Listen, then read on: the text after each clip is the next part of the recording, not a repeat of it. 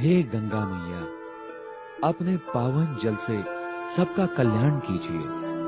मुनीम जी, शहर में सबको न्योता भिजवा दिया है ना? देखना कोई बाकी ना रहे। लकीराज बाबू, आपका तार आया है बंबई से। गुरुजी का बुलावा आया है, मुझे तुरंत बंबई जाना होगा। मगर पोते के जन्मदिन की पार्टी है, मेहमान क्या कहेंगे? गुरु का बुलावा काल का बुलावा है, मैं गुरु की आज्ञा टाल नहीं सकता।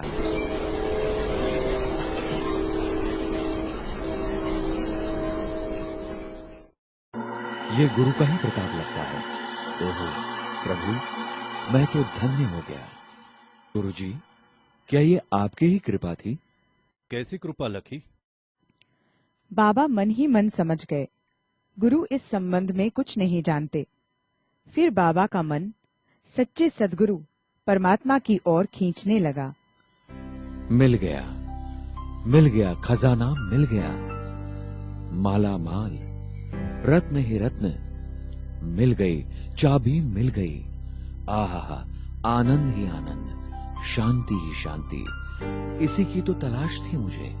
एक दिन बाबा को निराकार ज्योति स्वरूप परमात्मा शिव का साक्षात्कार हुआ। परमात्मा प्रकाश का दिव्य स्रोत जैसे उनके ऊपर आ रहा है। पाना था सो पा लिया, अब बाकी क्या रहा? विश्व में मानव इतिहास की एक आश्चर्यकारक घटना, कलयुगी सृष्टि के महाविनाश का साक्षात्कार। पश्चिमी दुनिया बॉम्ब से दहक रही है।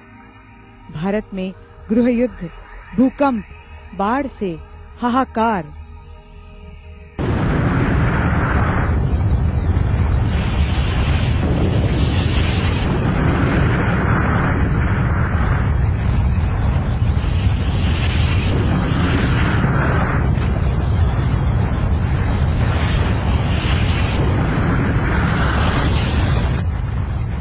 बस करो प्रभु, बस करो, ये भयानक दृश्य और नहीं देखे जाते।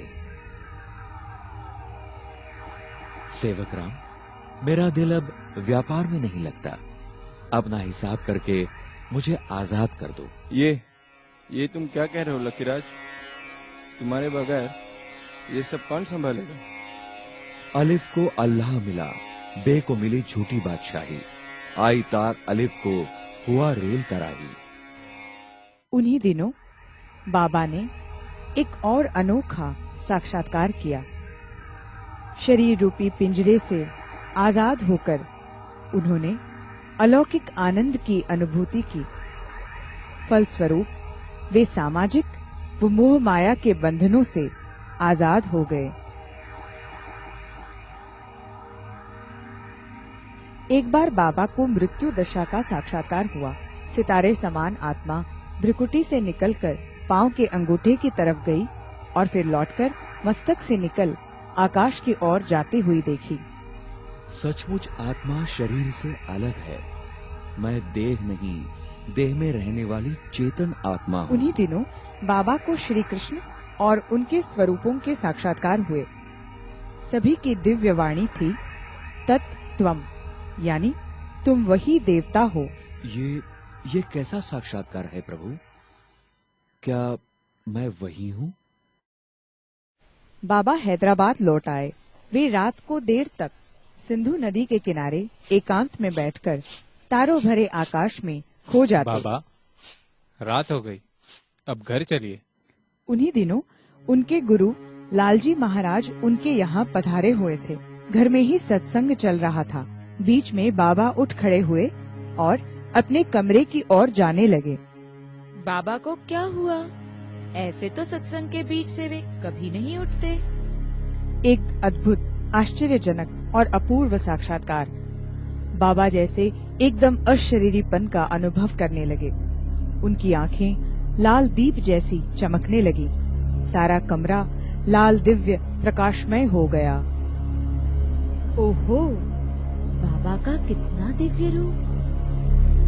निजानंद स्वरूपम शिवोहम शिवोहम, ज्ञान स्वरूपम शिवोहम शिवोहम, प्रकाश स्वरूपम शिवोहम शिवोहम। बाबा ने आने वाली नई सतयुगी दुनिया का साक्षात्कार किया। ऊपर से सितारे नीचे उतर रहे थे और कोई दैवी राजकुमार राजकुमारियां बन जाते थे। ये तो सचमुच बहुत सुंदर मनमोहक दैवी दुनिया है। बाबा इस साक्षात्कार के बारे में विशेष मंथन करने लगे। बाबा की आंतरिक स्थिति बदलने लगी थी। एक बार उनकी पुत्रवधू भोजन की थाली लेकर उनके कमरे में आई। बाबा के चारों तरफ एक दिव्य प्रकाश उतर रहा था। उसके हाथों से थाली गिर गई। एक बार बाबा की पत्नी जसोदा ने अपने पति में श्री कृष्ण का साक्षात्कार किया और भाव विभोर हो गई। कन्हैया, मुरली वाला। अब बाबा ने जसोदा निवास में सत्संग शुरू किया। वे गीता को सच्चे अर्थ सहित पढ़ाने लगे।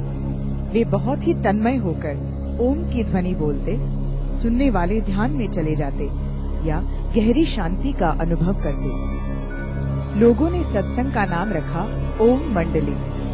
मोह माया के बंधनों से ऊपर उठकर समस्त मानव जाति के बारे में सोचना शुरू करो।